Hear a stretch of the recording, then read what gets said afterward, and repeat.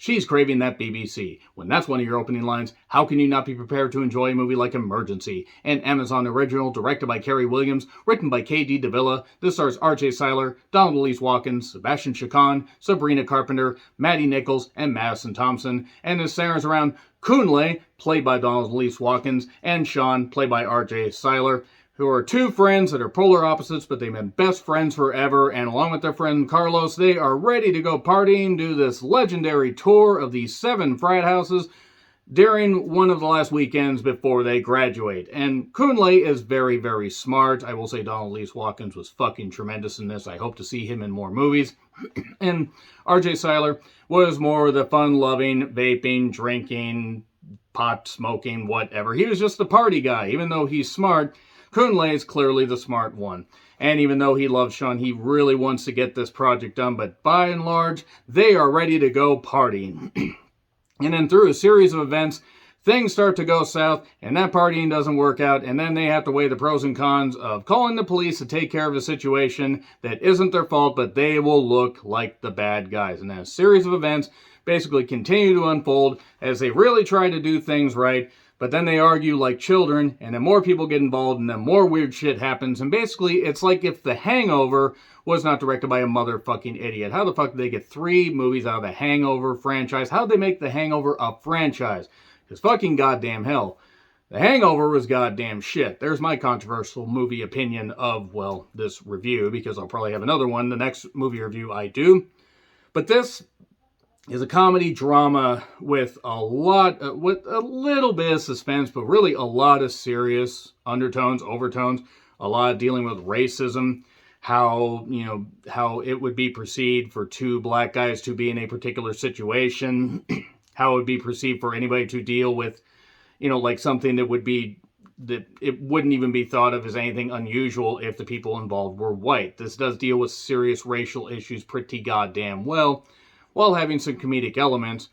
And I enjoyed this movie. I actually was a little bit surprised considering the premise of it, because when I first read it, I go, oh, it's going to be like The Hangover, and I fucking hated The Hangover, as I just said about a minute ago. So I wasn't sure how to feel about this.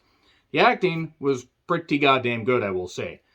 There were also, a lot of the things where you just have to suspend, any belief. You just have to take disbelief. You just have to throw it over there. Just throw it. Get the hell out of here, he is. Ever seen a man say goodbye at disbelief? Once. Basically, you just have to check your brain at the goddamn door. But you also have to bring your brain back, and have to make sure that you are ready to deal with some serious undertones, overtones, and the racism, and the fact that it handles that stuff a lot better than the comedy. When the comedy hits, the comedy's really goddamn good. When the comedy misses, it lands with a fucking thud. K.D. Davila, however, does a damn good job writing this, and there's some pretty good acting in it. There are characters, of course, that do really goddamn stupid shit when just a simple fucking phone call would have handled this whole thing, and then things spiral out of control, making things worse and worse and worse and worse and worse, and things just get more and more fucked up, even though, in the end, they were just trying to do good, especially Kunle. He was just trying to do some good, and he's just trying to go to college. He's accepted to Princeton. He's just trying to do some good stuff in the last few weeks before he graduates. But then some roadblocks, end of the line, are thrown in. And we get to see pretty, not necessarily graphic detail, but in some serious detail, just what it would be like for anybody African-American to deal with something like this. And the movie handles that really well. Again, the comedy does at times miss, and when it misses, holy fucking shit. At times, Sean is a little bit annoying, which I know is the idea. He's a well-meaning guy, but he also wants to do his own stuff. He wants to protect himself, but also protect his friend. Sometimes he's blinded. And really, while there's no black-white, thing, like somebody's pure evil or somebody's pure good, Kunle really tries to do the best thing possible. And the idea of what basically ends up happening is they find a drunk girl passed out in their frat house, and they're not sure how she got there, and they have to find a way to get her to the hospital. And in a series of events basically make it look like they're the guilty party, even though they just found her and they have no idea what's going on. That's pretty much what it is right there. But the movie does handle the whole idea of racism still being very, very, very, very, unfortunately, very fucking relevant in this country, in this world, but especially in this country, since it's set in the U.S. And it's just really, really sad that that's still the case, that people are viewed by their skin tone rather than how they act, how they are on the inside. It's rather fucking ridiculous. And it really needs to fucking stop. And that's kind of something that they did with this. Again, the movie does have some comedic elements at work. It does have some that line with a thud, but it really gets the serious tone right. And it's a good balance. At times it's a bit uneven, and I think that's what prevents this movie from being great, but this movie is quite good. I actually had a very good time watching this, and even though I was getting a little bit irritated with some of the characters, there was some good stuff to it, and when the movie had a tonal shift and got serious, it really did some good shit. Kerry Williams did a very good job directing this. I am going to get into spoilers here in a little bit, but if you have an Amazon Prime membership, it's on Amazon. It's not, I mean, it wouldn't cost you anything there. So really, if you have a chance, get an Amazon Prime membership because it's a pretty good price and you get some pretty good stuff with it. I'm not sponsored, of course, but that's just something I felt like I should plug there because that's where you can find a movie like this. That being said, feel free to check it out, especially if you have an Amazon Prime membership. I am going to get into spoilers, though. 3, 2, 1, spoilers. Okay, so basically, after finding said drunk girl in their frat house, that legendary tour of party houses goes out the fucking window. Sean tells Kunle, don't call them. Don't fucking call the people. What the fuck are you doing? Don't call the police because they'll see this and they'll shoot us. I mean, to be fair, he's unfortunately not wrong, but at the same time, they should have called the police. Like, sometimes it's fear, sometimes maybe it's actually, with legit feelings. Sometimes it's paranoia, whatever it is. But of course, the guy is also high as fuck. Not as high as fuck like New Jack. Non-wrestling fans have no fucking idea who New Jack is. And they get the girl into the van that Sean drives, but there's a sobriety check, so they have to deviate and everything. Meanwhile, Maddie, her sister, is trying to find her, and she has a friend, Alice, and turns out to be their, Sean and Kunle's friend, Carlos. His cousin comes along, and all these people come together eventually while they're tracking her phone. They're tracking Emma's phone. It turns out that Emma's also a minor. She's a senior in high school, but she was dragged along to this frat party. So Maddie's kind of a goddamn idiot for bringing her younger sister to a fucking bender. I don't really fucking understand that at all. So either depending on, at the point where it is, she was probably at most 18. And that's really fucking, you really shouldn't fucking do that. You really should not bring anybody that is not legally able to drink to a goddamn thing, especially somebody that's still in fucking high school. So nevertheless, when the cops do get involved, and Sean's is like laying this whole thing on thick, telling Kunle, you don't understand, like the cops are going to get upset. It's like a cousin of mine got shot in the ass and he has to wear a colostomy bag and everything. Yeah, ever had to do that in a bag? It's not all that fun. Emma finally wakes up and is a little more sober. And she's freaking out and everything, because understandable. She doesn't know who the fuck these people are. She doesn't know what the fuck's going on. She doesn't know why the fuck she's in a van. Thought they were trying to kidnap her, while Maddie, Alice, and Alice's friend Archer, or Carlos's cousin, is trying to, they're trying to track them down. And then they end up crashing the van into the woods. This is where the hangover thing kind of keeps happening and kind of keeps going a little bit overboard. They find her in the woods. They get her back to the van that's driven off the road. And then Maddie confronts them and tries to pepper spray, but ends up pepper spraying herself because she's apparently not very smart.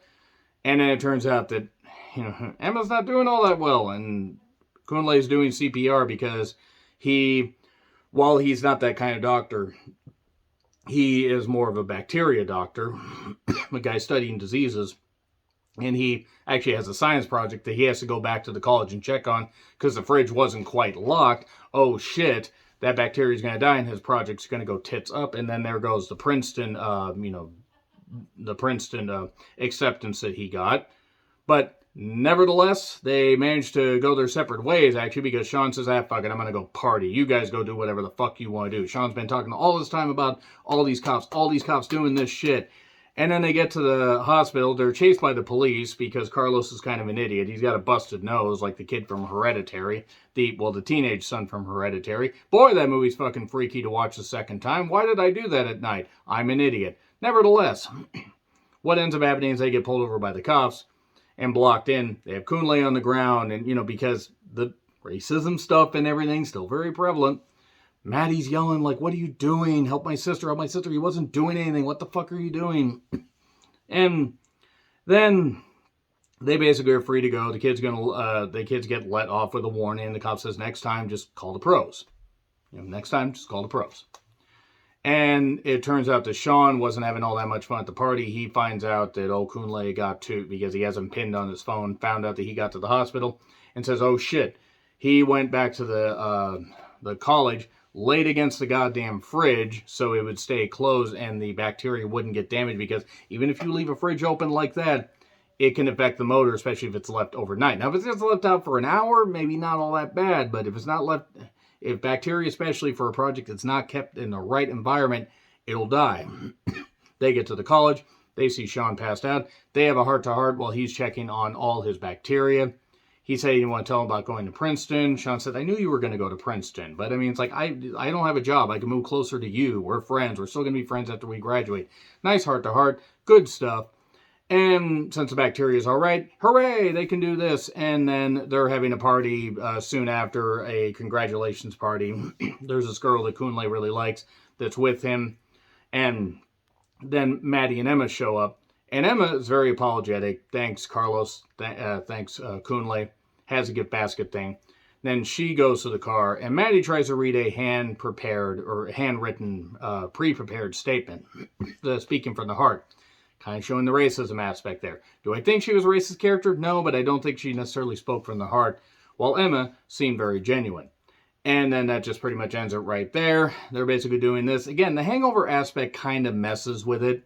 I think it, and I'm not saying it need to be straight on serious, but it dealt better with the serious stuff. Maybe that was the intention, to do the comedy, even if some of it didn't land, and then hit the serious punch.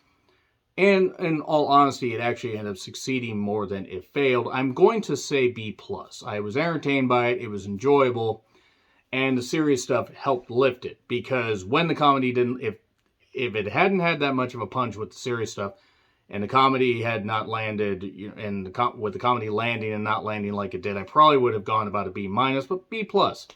Well done. Not perfect, but very good, and dealt with the serious material, as I said. So let me know your thoughts in the comments. Like, share, subscribe, Twitter handle in the description. I'm John Ritlin. I'll see you soon.